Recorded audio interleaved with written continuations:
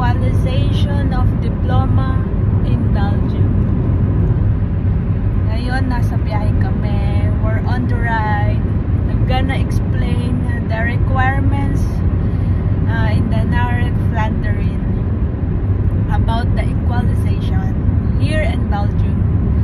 First, the important documents is the original diploma from your University of College. Number 2, your TOR, the transcript of record. You need the original copy. 3, your ID here in Belgium. Me, I submit the orange card. And then number 4, the summary of the they call it the subject description.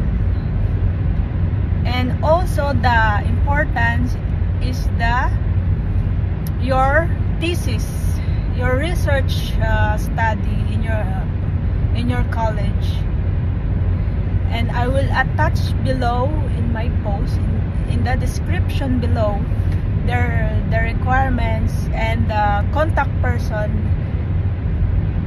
for the process of equalizations of diploma. Bye, guys.